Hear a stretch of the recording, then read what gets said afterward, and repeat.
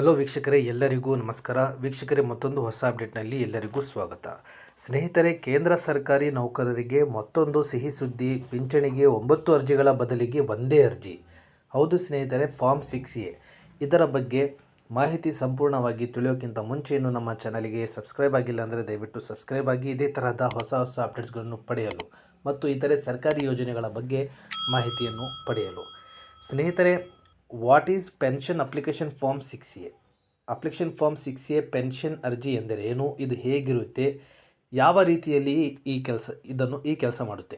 ಸ್ನೇಹಿತರೆ, ಕೇಂದ್ರ ಸರ್ಕಾರಿ ನೌಕರರಿಗೆ ಇತ್ತೀಚೆಗೆ ಏಕೀಕೃತ ಪಿಂಚಣಿ ವ್ಯವಸ್ಥೆ ಎಂಬ ಹೊಸ ಪೆನ್ಷನ್ ಯೋಜನೆ ಘೋಷಿಸಿದ್ದ ಕೇಂದ್ರ ಸರ್ಕಾರ ಇದೀಗ ಪಿಂಚಣಿ ಪ್ರಕ್ರಿಯೆಯನ್ನು ಸರಳಗೊಳಿಸಿದ ಒಟ್ಟು 9 ಬಗೆಯ ಪಿಂಚಣಿ ಅರ್ಜಿಯನ್ನು ಒಂದುಗೂಡಿಸಿ ಫಾರ್ಮ್ 6A ಎಂಬ ಏಕೀಕೃತ ಅರ್ಜಿ ನಮೂನೆಯನ್ನು ಬಿಡುಗಡೆ ಮಾಡಿದೆ. ಸ್ನೇಹಿತರೆ, ಇದರಲ್ಲಿ ಈ ವಿಡಿಯೋ ಮುಖಾಂತರ ನೀವು ಏನೆಲ್ಲ ತಿಳಿಯಬಹುದು ಅಂತ ಹೇಳಿದರೆ, ತನ್ನ ನೌಕರರಿಗೆ ಇತ್ತೀಚೆಗೆ ಏಕೀಕೃತ ಪಿಂಚಣಿ ವ್ಯವಸ್ಥೆ ಎಂಬ ಹೊಸ ಪೆನ್ಷನ್ ಯೋಜನೆ ಘೋಷಿಸಿತು ಕೇಂದ್ರ ಸರ್ಕಾರದ ಬಗ್ಗೆ.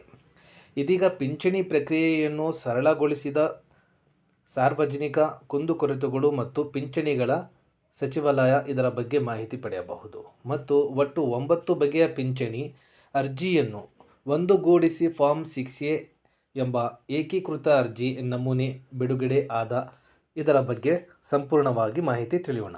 ಸ್ನೇಹಿತರೆ, ಸರ್ಕಾರಿ ನೌಕರರಿಗೆ ಏಕೀಕೃತ ಪಿಂಚಣಿ ಅಂದರೆ ಏನು?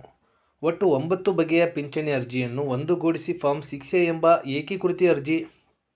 ಏಕೀಕೃತ ಅರ್ಜಿ ನಮೂನೆಯನ್ನು ಕೇಂದ್ರ ಸರ್ಕಾರದ ಸಿಬ್ಬಂದಿ, ಸಾರ್ವಜನಿಕ ಕುಂದುಕೊರತೆಗಳು ಮತ್ತು ಪಿಂಚಣಿಗಳ ಸಚಿವಾಲಯ ಬಿಡುಗಡೆ ಮಾಡಿದೆ. ಸ್ನೇಹಿತರೆ, ಹೊಸ ಸರಳೀಕೃತ ಪಿಂಚಣಿ ಅರ್ಜಿ ನಮೂನೆಯನ್ನು ಕೇಂದ್ರ ಸಚಿವ ಜಿತೇಂದ್ರ ಸಿಂಗ್ ಶುಕ್ರವಾರ ಬಿಡುಗಡೆ ಮಾಡಿದ್ದಾರೆ. ಫಾರ್ಮ್ 6A ಪಿಂಚಣಿದಾರರ ವಿವರಗಳು, ಅವರ ಕುಟುಂಬ ಸದಸ್ಯರ ವಿವರ ಹಾಗೂ ಡಿಕ್ಲರೇಷನ್ಗಳನ್ನು ಒಳಗೊಂಡಿರುತ್ತದೆ. ಸ್ನೇಹಿತರೆ, ಹೊಸ ಅರ್ಜಿ ನಮೂನೆ 2024ರ ಡಿಸೆಂಬರ್ ನಂತರ ನಿವೃತ್ತಿಯಾಗಲಿರುವ ನೌಕರರಿಗೆ ಅನ್ವಯವಾಗಲಿದ್ದು ಸರ್ಕಾರದ ಭವಿಷ್ಯ ಪೋರ್ಟಲ್ ಆ್ಯಪ್. ಸ್ನೇಹಿತರೆ, ಭವಿಷ್ಯ ಪೋರ್ಟಲ್ ಆ್ಯಪ್ ಲಿಂಕ್ ನಾನು ವಿಡಿಯೋ ಡಿಸ್ಕ್ರಿಪ್ಷನ್ನಲ್ಲಿ ಕೊಟ್ಟಿರ್ತೀನಿ, ನೀವು ಅಲ್ಲಿ ನೋಡಬಹುದು. ಮತ್ತು ನಮ್ಮ ಚಾನಲ್ನಲ್ಲಿ ಈ ವಿಡಿಯೋ ಭವಿಷ್ಯ ಆ್ಯಪ್ ಬಗ್ಗೆಯೂ ಮಾಹಿತಿ ನೀಡಿದ್ದೇನೆ, ಅದನ್ನು ನೀವು ನೋಡಬಹುದು. ಸ್ನೇಹಿತರೆ, ನೀವು ಏಕೀಕೃತ ಪಿಂಚಣಿ ಅರ್ಜಿಯನ್ನು ನೀವು ತುಂಬಬೇಕಾದರೂ ಸಹ ಭವಿಷ್ಯ ಲಿಂಕಿಗೆ ಹೋಗಿ ನೀವು ಅರ್ಜಿಯನ್ನು ತುಂಬಬಹುದು.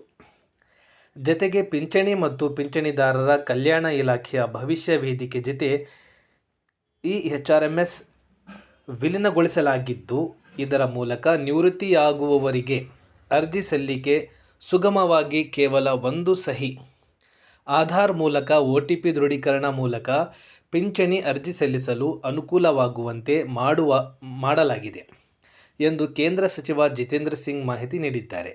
ಇಡೀ ಪ್ರಕ್ರಿಯೆಯ ಡಿಜಿಟಲ್ಕರಣದಿಂದ ತ್ವರಿತವಾಗಿ ಪಿಂಚಣಿ ಕೈ ಸೇರಲಿದೆ ಎಂದು ಅವರು ಹೇಳಿದ್ದಾರೆ.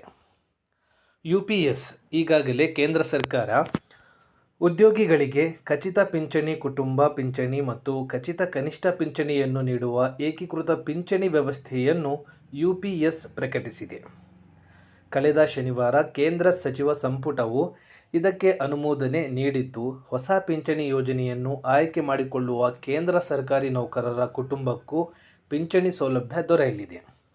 ಸ್ನೇಹಿತರೆ, ಪಿಂಚಣಿದಾರರ ಮರಣ ಹೊಂದಿದ್ದರೆ ಅವರ ಕುಟುಂಬವು ಮರಣದ ಸಮಯದಲ್ಲಿ ಪಡೆದ ಪಿಂಚಣಿಯ 60% ಪಡೆಯಲಿದೆ. ನಿವೃತ್ತಿ ಸಂದರ್ಭದಲ್ಲಿ ಗ್ರ್ಯಾಚ್ಯುಟಿ ಜತೆಗೆ ಪ್ರತಿ 6 ತಿಂಗಳ ಸೇವೆಗೆ ಮಾಸಿಕ ಸಂಬಳದ 10ನೇ 1 ಭಾಗ ಸಂಬಳ ಪ್ಲಸ್ DA ಇಡೀ ಗಂಟು ರೂಪದಲ್ಲಿ ನೀಡಲಾಗುತ್ತದೆ. ಇದರಿಂದ ಪಿಂಚಣಿ ಮೊತ್ತದಲ್ಲಿ ಯಾವುದೇ ವ್ಯತ್ಯಾಸ ಆಗುವುದಿಲ್ಲ ಎಂದು ಸಚಿವ ಅಶ್ವಿನಿ ವೈಷ್ಣವ್ ತಿಳಿಸಿದ್ದರು. ಸ್ನೇಹಿತರೆ, ಈ ಒಂದು ಏಕೀಕೃತ ಪಿಂಚಣಿ ಯೋಜನೆಗೆ ಯಾರು ಅರ್ಹರು? ಇದರ ಬಗ್ಗೆ ತಿಳಿಯೋಣ. ಎಲ್ಲ ಕೇಂದ್ರ ಸರ್ಕಾರಿ ನೌಕರರು UPS ಯೋಜನೆಗೆ ಅರ್ಹರಾಗಿದ್ದು, 2004ರಿಂದ ಜಾರಿಯಲ್ಲಿರುವ NPS ಪಿಂಚಣಿ ಅಥವಾ 2025 ಏಪ್ರಿಲ್ 1ರಿಂದ ಜಾರಿಗೆ ಬರಲಿರುವ UPS ಈ ಎರಡರ ಪೈಕಿ ಯಾವುದನ್ನಾದರೂ ಆಯ್ಕೆ ಮಾಡಿಕೊಳ್ಳಬಹುದು. ಈಗಾಗಲೇ NPS ಅಡಿಯಲ್ಲಿ ನಿವೃತ್ತರಾಗಿರುವವರು ಸಹ UPS ಆಯ್ಕೆ ಮಾಡಿಕೊಳ್ಳಬಹುದು. 2025 ಮಾರ್ಚ್ 31ರವರೆಗೆ ನಿವೃತ್ತಿ ಹೊಂದಲಿರುವ ಕೇಂದ್ರ ಸರ್ಕಾರಿ ನೌಕರರ ಸಹ ಹೊಸ ಯೋಜನೆಗೆ ಅರ್ಹರಾಗಿರುತ್ತಾರೆ. ಸ್ನೇಹಿತರೆ, ಇದೇ ತರಹದ ಹೊಸ ಅಪ್ಡೇಟ್ಸ್ಗಳನ್ನು ಪಡೆಯಲು ನಮ್ಮ ಚಾನಲನ್ನು ಸಬ್ಸ್ಕ್ರೈಬ್ ಮಾಡಿ ಮತ್ತು ಇತರ ಸ್ನೇಹಿತರನ್ನು ಶೇರ್ ಮಾಡಿ.